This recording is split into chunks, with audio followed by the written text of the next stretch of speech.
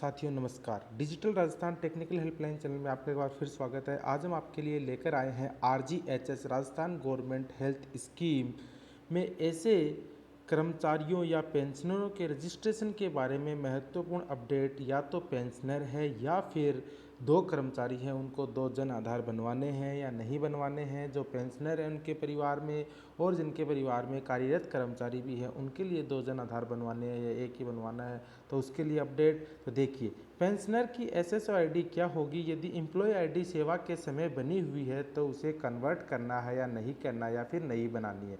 तो देखिए, पेंशनर की जो SSO ID है सिटीजन के आधार पर बनी हुई ID होगी। एक पेंशनर एम्प्लॉयमेंट ID RGHS पर रजिस्ट्रेशन नहीं कर सकता है। इसके लिए उसे क्या करना होगा, नई SSO ID बनवानी होगी। यानी कि जो भी पेंशनर है वो RGHS पे रजिस्ट्रेशन करने के लिए उसको नई SSO ID बनवानी होगी। अब SSO ID बनाने की प्रोसेस तो आपको पता ही है। राज sso.rajasthan.govit.in वेब लिंक पे जाके आप लॉगिन और रजिस्ट्रेशन दो विकल्प दिखाई देंगे, वहाँ पे रजिस्ट्रेशन पे आप क्लिक करके। अब देखिए, इसमें महत्वपूर्ण बात क्या है। रजिस्ट्रेशन पे क्लिक करने के बाद आपको सिटीजन पे क्लिक करना है। सबसे महत्वपूर्ण बात यही है कि आपको सिटीजन पे क्लिक करना है। इस पे क्लिक करने के बाद चार विकल्प आपको दिखाई देंगे। जन आधार, भामाशाह, फेसबुक या गूगल प्रदर्शित होंगे। इनमें से आप अपनी सूचना का पुष्टिकरण कर सकते हैं। पुष्टिकरण के पश्चात user name, password, confirm password और ईमेल अंकित कर अपना रजिस्ट्रेशन की प्रक्रिया पूर्ण कर सकते हैं और अपनी SSO ID और अपने पासवर्ड आप प्राप्त कर सकते हैं। देखिए, यदि एक जन आधार फैमिली में कोई पेंशनर है या उसका कोई बेटा या बेटी, कोई भी कर्मचारी, तो क्या रजिस्ट्रेशन एक जन आधार से हो जाएगा। यही मैं आपको बताना चाह रहा हूँ कि किसी परिवार में एक कार्यरत कर्मचारी है और उसके माता या पिताजी पेंशनर हैं, तो उसके लिए एक जन आधार से काम हो जाएगा। तो इसके लिए इसमें दिया हुआ है जी नहीं। इस स्थिति में बेटा या बेटी को अलग या पृथक से जन आधार बनवाना होगा। यानी कि एक ही जन आधार में नहीं हो पाएगा। पति पत्नी दोनों पेंशनर हैं, उन्हें अलग अलग रजिस्ट्रेशन करवाना है, पर जन आधार एक ही है। यदि पति और पत्नी दोनों पेंशनर है तो अलग अलग रजिस्ट्रेशन करवाना चाहते हैं तो वो जन आधार कार्ड, तो सिर्फ वो एक ही जन आधार कार्ड से RGHS पर अलग अलग रजिस्ट्रेशन करवा सकते हैं।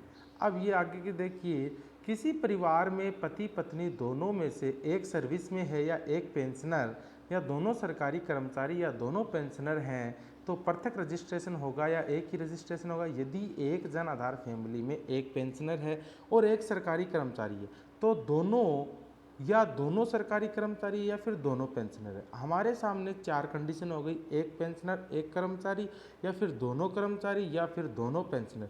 तो कोई एक RGHS पर रजिस्ट्रेशन करके अन्य को RGHS फैमिली में आवश्यक सूचना देकर रेडियो बटन के द्वारा सबमिट कर सकता है। आपको अपनी ईमेल, वो आपकी जो एम्प्लॉय ID है वो लगाकर आपको उसको वेरीफाई करना होगा।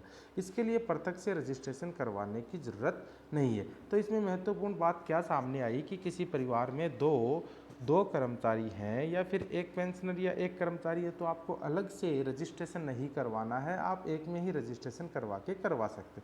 क्या एक जन आधार का RGHS में रेगुलर एम्प्लॉय, पेंशनर या चिरंजीवी में उपयोग हो सकता है। यानी कि जो जन आधार है उसका आप RGHS और चिरंजीवी दोनों में उपयोग कर सकते हो। जी नहीं, RGHS का लाभार्थी बनने के लिए कार्यरत कर्मचारी व पेंशनर की अलग अलग जन आधार कार्ड बनवाना होगा यदि पति पत्नी नहीं है। चिरंजीवी योजना सरकारी कर्मचारी और पेंशनरों पर तो लागू ही नहीं है। भाई, आप जो RGHS का अगर लाभ ले रहे हो, आपने RGHS में रजिस्ट्रेशन करवा दिया है, तो आप चिरंजीवी में रजिस्ट्रेशन करवा ही नहीं सकते, क्योंकि वो आपके लिए लागू ही नहीं है। और आप करवा रहे हो तो आपके जो तथ्य है वो गलत है, तो केवल आप RGHS का लाभ ले सकते हैं। जिन्होंने गलती से मुख्यमंत्री चिरंजीवी योजना में रजिस्ट्रेशन करवा लिया है, उनकी भूल सुधार कैसे होगी। भाई जिन्होंने गलती से मुख्यमंत्री चिरंजीवी योजना में रजिस्ट्रेशन करवा लिया है वो चिरंजीवी योजना में अपना रजिस्ट्रेशन विलोपित करवाना होगा। इसके लिए आपको चिरंजीवी योजना के सहायता केंद्र पर संपर्क करना होगा और अपना रजिस्ट्रेशन विलोपित करवा लें। अब जन आधार में राशन कार्ड की जगह अन्य प्रमाण पत्र पर विचार चल रहा है, क्योंकि वर्तमान में नए राशन कार्ड बनने बंद हो गए हैं। तो जन आधार बनवाने के लिए आपको राशन कार्ड जरूरी नहीं है, बिना राशन कार्ड के भी आप जन आधार के लिए पंजीयन कर सकते हो। तो यही थी महत्वपूर्ण अपडेट आरजीएचएस में आने वाली समस्याओं के लिए।